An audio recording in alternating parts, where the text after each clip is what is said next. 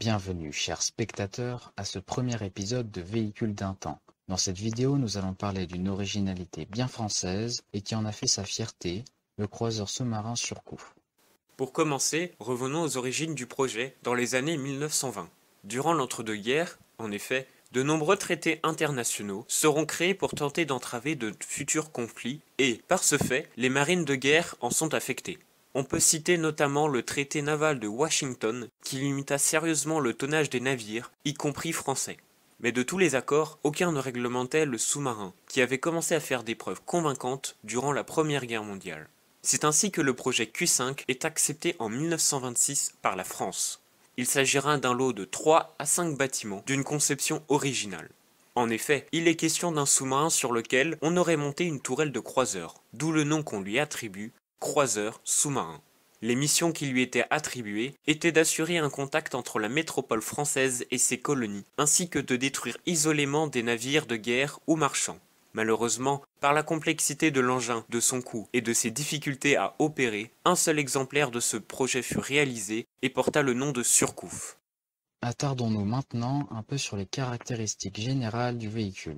D'une longueur de 110 mètres et d'une largeur de 9 mètres, il s'agit pour son temps du plus gros sous-marin construit à son époque et ne sera dépassé par la classe des I-400 japonais seulement en 1943.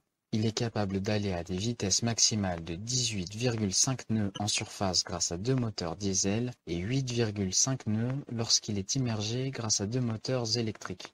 La profondeur de croisière du sous-marin est de 80 mètres, mais il lui était possible d'atteindre les 110 mètres sans problème. À 180 mètres, la coque se déformait et son implosion était fixée à 500 mètres. Pour attaquer, son armement sous-marin consiste en 10 tubes lance-torpilles de 550 mm avec les 12 torpilles de réserve. En surface, il dispose d'une imposante tourelle comprenant deux canons de 203 mm avec 300 obus, deux canons antiaériens de 37 mm et quatre mitrailleuses antiaériennes de 13 mm. Étant destiné à servir loin des bases françaises, il peut à lui tout seul naviguer en autonomie pendant 90 jours. Le sous-marin embarque également un hydravion lui permettant d'effectuer des reconnaissances aériennes et d'augmenter légèrement sa capacité d'action. Le sous-marin était manœuvré par un équipage de 130 marins avec la possibilité d'emporter 40 passagers ou prisonniers. Cela dit, il faut garder à l'esprit que ces données sont assez relatives étant donné que le Surcouf a subi de nombreux changements et améliorations tout au long de son service, comme nous allons le voir. C'est en 1926 que fut enfin lancée la construction du sous-marin à l'arsenal de Cherbourg. Il sera terminé 3 ans plus tard, en 1929. Il subit alors des tests, et c'est lors de ces derniers qu'apparaîtront les problèmes de la machine, tous centrés sur ces deux canons de 203 mm. Tout d'abord, leur étanchéité complète et leur stabilité fut laborieuse à mettre en place, comme en témoignent les deux tourelles qui ont été testées, mais également le rechargement des canons qui n'est pas des plus simples. Il faut attendre que les 14 obus en tourelle ont été tirés pour pouvoir utiliser les monte-charges et réapprovisionner la chambre de tir. Ensuite, pour pouvoir utiliser la tourelle, il faut attendre 3 minutes 30 ou plus pour pouvoir tirer le premier coup, le temps de l'immersion du sous-marin et d'orienter la tourelle. Cette dernière tâche ne peut se faire que par mer calme, sinon la tourelle ne peut être tournée. De plus, le sous-marin n'est pas équipé pour pouvoir tirer de nuit, et ne peut donc pas observer lui-même le résultat de ses tirs.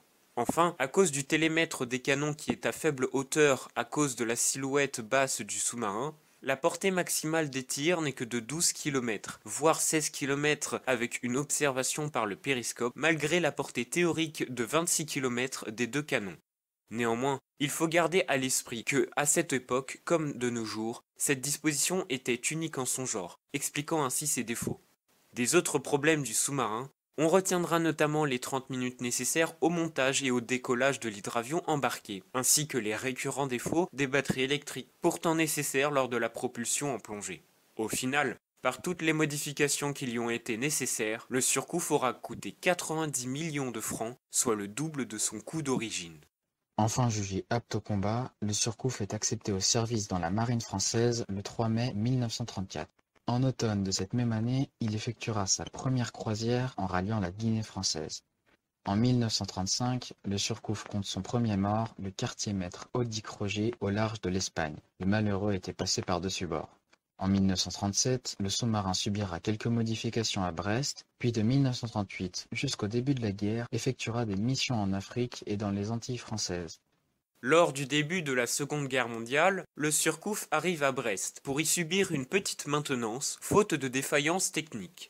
Fin septembre 1939, il participe à l'escorte d'un convoi, mais là encore, à cause de problèmes de motorisation, il est obligé de rentrer à Brest pour y subir cette fois un grand carénage. Toujours en réparation début juin 1940, il doit quitter le port de Brest pour ne pas tomber aux mains des Allemands et rallie le port de Plymouth sur un seul moteur, naviguant en surface. Cette traversée aurait pu finir en catastrophe si un quelconque élément météorologique serait intervenu, car le sous-marin voyageait dans des conditions précaires à cause des réparations non terminées.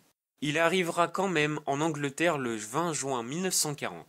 Le 3 juillet 1940, dans le cadre de l'opération Catapulte anglaise, le sous-marin est pris de force par les Britanniques, au prix de 2 morts anglais et de l'ingénieur mécanicien Yves Daniel servant sur le Surcouf. Dans le cadre de l'opération, l'équipage français fut interné dans le camp de prisonniers d'Aintree.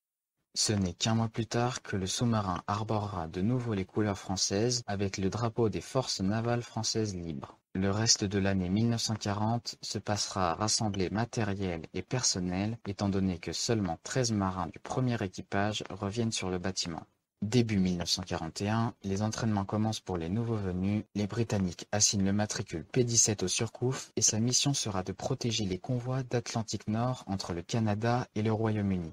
Il en effectuera quelques-unes et en avril 1941, lors d'un raid sur la ville anglaise de Plymouth par la Luftwaffe, le sous-marin est légèrement touché sans dégâts notables, mais le quartier-maître Jean Turin décède lors du bombardement. Suite à cet événement, le Surcouf participera pendant 4 mois à plusieurs patrouilles contre les bâtiments de surface de la Kriegsmarine dans l'Atlantique, comme notamment le croiseur lourd Prinz Eugen, mais sans succès. Il ira ensuite sur la côte est américaine pour des exercices avec l'US Navy. Début décembre 1941, il rejoindra 3 corvettes des FNFL afin de participer à la libération et le ralliement à la France libre des îles Saint-Pierre et Miquelon, où il deviendra un grand symbole de la résistance navale française. Cette mission fut la dernière que le Surcouf put remplir avec éclat. En effet, il appareilla le 12 février 1942 pour Tahiti, où il a reçu l'ordre de défendre les îles grâce à son artillerie. Malheureusement, on ne reverra plus jamais le sous-marin qui a supposément coulé dans les alentours du canal de Panama. 2 hypothèses sur son naufrage existent toujours, sans qu'on puisse déterminer la vraie cause. La première serait une collision avec un navire marchand américain, ou, la seconde, un tir allié de la part d'un avion de l'US Air Force. Quoi qu'il en soit, le sous-marin coula en emportant ses 130 membres d'équipage. Aujourd'hui, un monument leur rend hommage sur la jetée de Cherbourg-Octeville, inaugurée par le général de Gaulle le 23 septembre 1951.